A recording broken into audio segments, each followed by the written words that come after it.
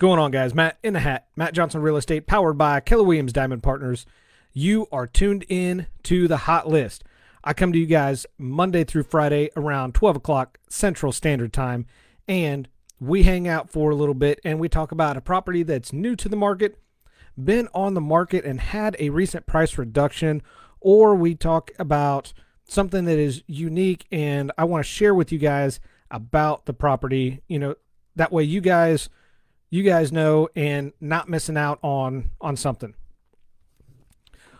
Before we get into all that, I do want to remind everybody that the Hot List is now available for download in iTunes. So head over to iTunes and check out the Hot List, subscribe to it, download it, share it out with your friends. While you're there, help me out, leave me a review. Let me know what you guys like about the show. Let me know what you feel like the show might be missing and that you would like to see.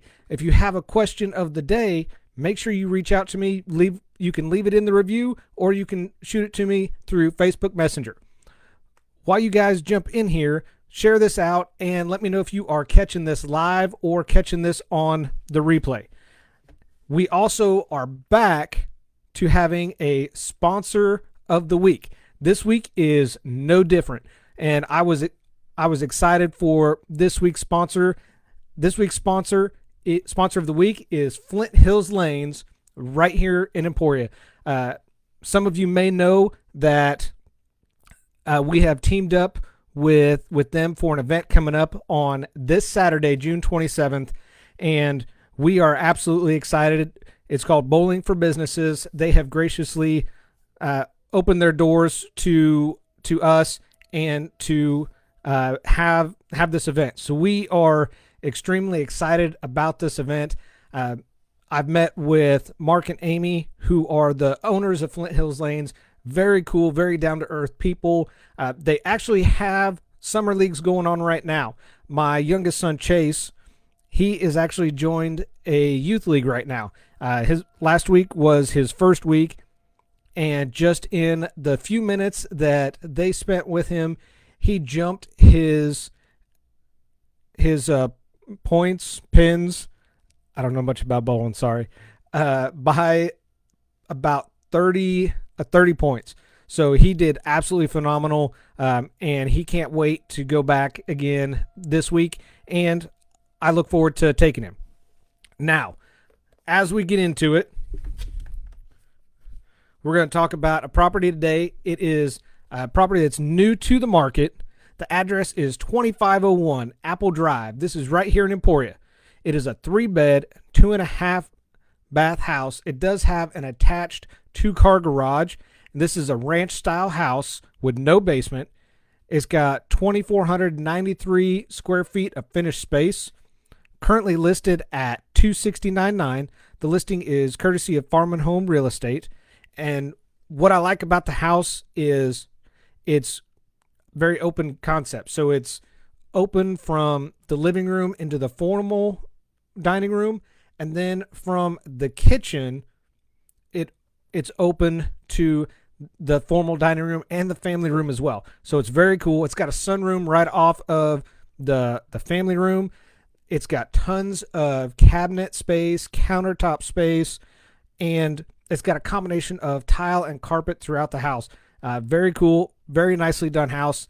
And it's got a fenced-in backyard, got a patio, and it's got a little shed in the back.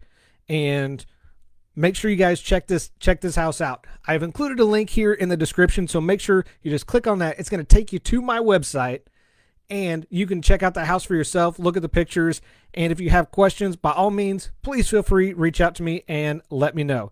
Now, moving on to the question of the day. I get a question of the day that is asked by you, the viewers, and I do my best to answer this question. Now, some of them, as you guys may remember or may notice, I don't necessarily answer, or I leave it up to you to answer, because it's not something I can suggest, I can recommend, but I can't completely answer it for you. So today's question is going to be somewhat like that. So question of the day: would you recommend finishing my basement? Now, around here, basements are kind of a big deal because we live in Tornado Alley, and some areas are going to be easier on or for basements than others. In this area, it's typically easier for basements simply because we've just got regular soil. We do have some clay mixed in it. Further out west, it's definitely easier because they've got a lot of sand. Further east, in some parts of Missouri, there's a lot of rock, so basements aren't as common. But depending on where you're at there.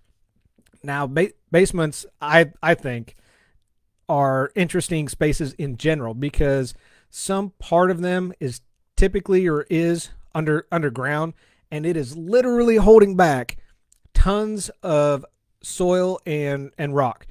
So if you think about it, the concept of these is just absolutely brilliant design. And keep in mind, depending on the age of your home, when you're going to do this, it may quickly make a turn for the worse and become a money pit, which we will get into. So before I can recommend yes, finish your basement, or no, probably not a good idea, I would recommend checking the moisture level in your basement. How do you do that? Simple. You're going to be checking for any type of water that's going to be seeping through the walls or how much humidity is in your basement. So take a clear sheet of plastic, cut it into 24 by 24 squares, and just take some painter's tape, some duct tape, tape them to the walls in random places throughout the basement, and you really want to leave them there for about 2 weeks. 2 weeks is that magic number, because after that 2 weeks, if you've got some water between the plastic sheet and the wall, then you've got an unsealed foundation that needs to be addressed. Or you may see some water that's at the top of the sheet, which is going to be more condensation, and this is typically remedied just throwing a dehumidifier downstairs and plugging that bad boy in and letting it run. So either type of moisture, if you have either one of these, you're going to want to choose materials that can tolerate even the slightest exposure to water. So keep that in mind as well. So now I've kind of brought that up, put that in hopefully the front of your mind. You've got your materials chosen. So now it's time to get started. So here are the 5 tips for finishing your basement. Number 1, it takes the time it takes. And I'm sure that is not what y'all wanted to hear right off the bat, because it is going to seem like this is just going to drag on, and you are not gaining a damn thing working in your basement. Keep in mind, you are creating an entirely new livable floor in your home. So you are finishing and creating a new livable space in your home that was not there before. This is no small task. So take your time, because if you take shortcuts, that means you're going to end up doing some type of fixing or repairing down the road because you wanted to, take a shortcut, cut some corners here, maybe cheap out on something somewhere else, and then you're going to go back in and have to do it the right way. So your prep work is going to be key right here. Get everything lined up and the way it should be and the way you want it to go. Number 2, check for and clean up damage first. What does that mean? Here's what that means. Whether it's bugs, rot, mold, all of these are going to just be absolute enemies and kill a basement remodel. Can you cover them up? Yes, you can. If you cover them up and don't do anything about it, is it going to continue ongoing damage? Absolutely it will. So for bugs or rot, I would recommend calling a pest inspector, pest control. If you need some references or don't know who to call, where to start, let me know. You guys know I have a 5-star vendor list that I keep a running tab on of everybody that provides that. So hit me up. And also, you may have a mold or mildew in the basement. Now, these are going to be pretty obvious, more apparent. Now, most of these are not dangerous, but it is going to indicate some type of moisture issue or concern that needs to be addressed. So make sure you address that before you go any further. Number 3 is going to be something most people don't think about just because they don't do it often enough. Number 3 is your furnace needs to breathe. Furnaces, water heaters, they need plenty of air so they're able to combust and generate heat to, keep your water warm and keep you warm in the wintertime. Now, I know somebody's going to say this, or bring it up, so I'm going to say it now. Electric furnaces and water heaters, while they don't need oxygen, they do have to have some space for you or a professional to work on, clean, maintenance, maintain, whatever you want to do. They're going to need some space to work around it and work on them. So keep that in mind when you're planning your basement layout and adjust accordingly. Now, what I have seen from a lot of people and in some of the houses that I've shown, people have put vents in their door. So if, it's a smaller space and there's just not a whole lot they can do, if they put a vent in the door, that allows these to draw in a little more air easier through that vent than just, trying to go around that door. So that's really going to help out your gas appliances. Number 4 is creating trap doors. Now, I know that some of you are already rolling your eyes and like, why would I want a trap door somewhere in my house? Not that kind of trap door. These are whenever you have to have some type of utility behind a wall, behind a finished ceiling, you don't have access to them and you can't access them without causing some type of damage. So when you have some type of shut off, whether it's for breaker, water, electrical junctions, you want to make sure that these are accessible. So have some type of trap door that you can easily access without having to tear into your ceiling or knock holes in your wall. Now, there's two ways that you can do this. You can make the access doors blend into the room with accents or the design, or you can make them obvious so you remember where the damn thing's at and you can find it. That choice is yours.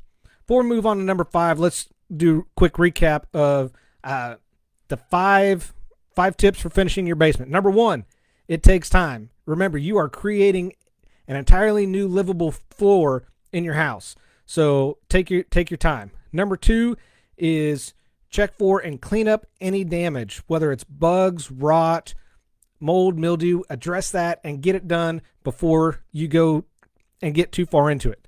Number 3, your furnace needs to breathe. Again, gas furnace, gas water heater, they need some space and some air to combust and generate heat. And number 4 is trap doors, so you don't have to knock a hole in your newly finished ceiling, newly finished sheetrock wall to get to the water shut off because you forgot to leave a trap door. Finally, number 5, I'm sure y'all knew it was going to be on here. Plan for the worst. While excuse me, while you may have a dry basement, never been wet a day that you live there, that doesn't mean that it won't, because you could have record rainfalls. You could have, again, we're in Tornado Alley.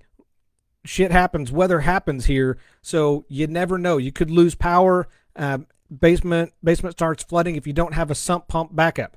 So I would recommend using materials that can survive minor flooding, like tile, for example, over laminate floors, because tile, that's going to be easy to clean up, easy to squeegee, and it's going to do little to no damage on the tile versus the laminate floors. So lots to keep in mind here. We've covered a lot just in these 5 tips. So make sure you check, recheck to ensure everything that you want to do, number one, is going to fit in the space and it's feasible in that space. And, you don't walk into, you don't open the door of the bathroom and hit the sink or hit the toilet and you got to suck in like 15 pounds just to get between the door and the wall. So just keep those things in mind. So those are the 5 tips for finishing your basement. Now back to the original question. Would you recommend finishing a basement? That is entirely up to you. Some people like to finish it and have an area specifically for entertaining, whether that is you as an adult or you as a married couple entertaining other friends or banishing your teenagers to the basement. Yes, I've done that before. I think y'all know why. Just banishing them to the basement so that they can make all the noise and, they can watch TV and hang out down there. Some people don't. Some people just want to use it for storage, for laundry, whatever the case may be. So I will leave that decision up to you, whether you want to finish it or not. Do keep in mind with these 5 tips when it comes to finishing a basement. That's what I got for you guys today. Thank you guys for watching the Hot List with Matt in a Hat. Matt Johnson Real Estate, powered by Keller Williams Diamond Partners. I do this because your experience matters and should be trusted with a veteran. Y'all have an awesome Monday, and I'll see you tomorrow.